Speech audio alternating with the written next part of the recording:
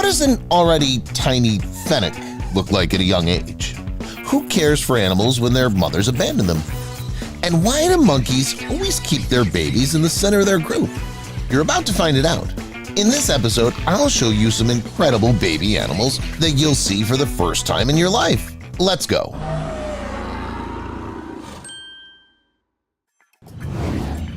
Sugar glider. The first guest of our episode lives in Australia and is listed in the Red Book. These babies have incredibly soft fur and an adorable face. These animals are gregarious and active at night. However, if they have a good company, they'll not mind changing their usual mode for the sake of relationships. The sugar glider is called so because of its predilection for sweet things. Flower nectar, pollen, sweet sap of trees. This animal eats all this with great pleasure. At the same time, the sugar glider does not live so little. 8 years in the wild is quite a normal age for it. At home, the animal can live 10 or even 15 years. Speaking of home, if any of you think that such exotic animals are aggressive, you don't have to worry about the sugar glider. The animal can bite you only if it's badly frightened. Besides, this is possible only in the first days when the pet adapts to the terrain. Actually, you shouldn't worry about this animal. It's far from being stupid and perfectly responds to the intonation of the voice. The animal is quite possible to teach some simple commands. Plus, you can teach it to respond to its name. Would you like to get yourself such a baby? Write in the comments. But who is unlikely to be taken in, unless you live on some farm, is a takin. Remember the myth of the golden fleece? Well, legend has it that it was from a takin that Jason got the golden fleece. The locals also call this bull, more succinctly, the kin. I wonder what reaction the ancient people had when they first encountered this creature. It's like it's made up of scraps of different creatures. Its head is from the moose, its tail is from the bear, and its limbs are like those of the mountain goat. The torso reminds me personally that of the bison. Moreover, as scientists say, there's also the musk ox in the relatives of the takin.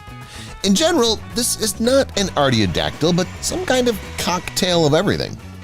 Despite its handsome and statuesque appearance, the takin mainly feeds on leaves. Its menu includes moss, rhododendron leaves, and tree bark, which its metabolism allows it to digest. But the most favorite food is bamboo leaves, a treat for which the takin is available to become the 6.5-foot height. Besides, the takin is not particularly fond of clashes. As soon as it sees any danger, the giant would rather lie on the ground and stretch out its head, pretending to be dead. No, it doesn't let things go. The kin can listen to the stomping of the ground. It can hear all the vibrations. That way it can orient itself and, in case of anything, avoid an attack or fight back.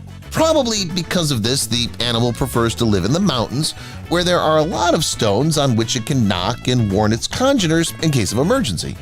What's funny, the babies of these animals try to repeat everything after their elders from a young age. Apparently, responsibility is in their blood. It turns out that the baby constantly wants to learn, and the elders always teach them something new.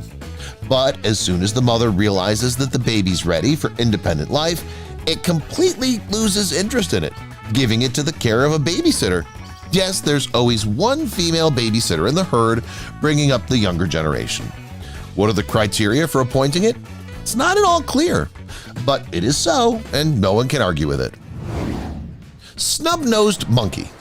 Did you order a cute monkey? No? Well, then the snub-nosed monkey will just go about its business while you watch it from the sidelines. Just don't embarrass it. It's still young, and of course, there will be lots of people watching it in the future. No matter how you look at it, such a striking appearance from nature leaves no one indifferent to this monkey. The monkey from China spends most of its time in the trees, coming down only when absolutely necessary. In case of force majeure, a group of monkeys quickly climbs the nearest tree. They climb the trunk as high as possible, striving to constantly be as high as possible. Snub-nosed monkeys do not disdain living in the mountains. However, they do not go into purely mountainous conditions, where there are only rocks without vegetation. Snub-nosed monkeys need such an unusual color not only to surprise people, but also for warmth in cold weather. In winter, snub-nosed monkeys have to eat bark, needles, and various lichens. In summer, the menu of the monkeys is richer. This includes leaves, shoots of young trees, fruits, and seeds, and flowers supplement the monkey diet with necessary elements. By the way, do you know what's considered a delicacy among snub-nosed monkeys? You'll never guess. Wild onions and nuts. The females of these cute monkeys constantly quarrel, but Mother Nature helped them find a common language. That very beautiful fur that requires care helps in this, and since it's not very convenient to take care of it personally, one has to call someone for help. Care procedures are both a means of communication and a special ritual that leads the entire monkey group to harmony.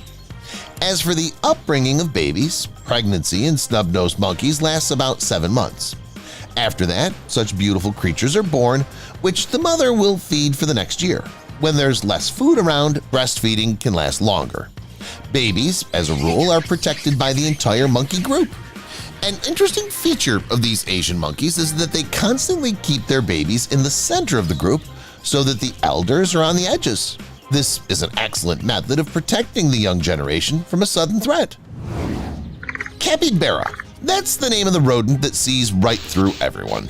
These cute creatures are also known as greater capybaras. You can encounter them in South America, where they have inhabited almost all tropical and temperate zones of the continent.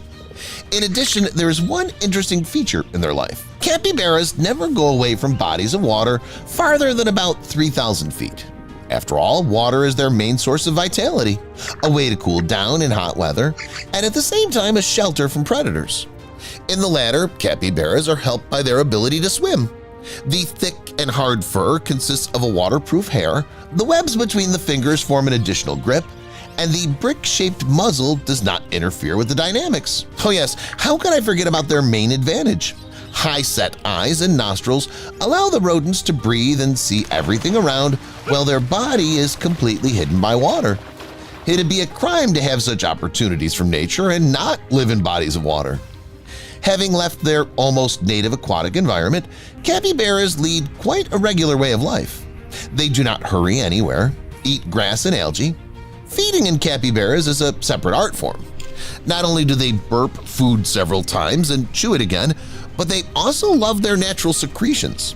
In short, not a single calorie, not a single useful thing will pass them by. They take everything from life. But I would call their ability to distinguish friends from enemies as their main feature.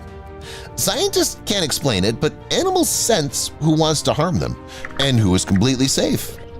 How do you think they do it? Fennec. And this is an African animal which weighs about 2 pounds as a baby, and as an adult it seems just tiny. The thing that attracts me the most about this fox is its ears.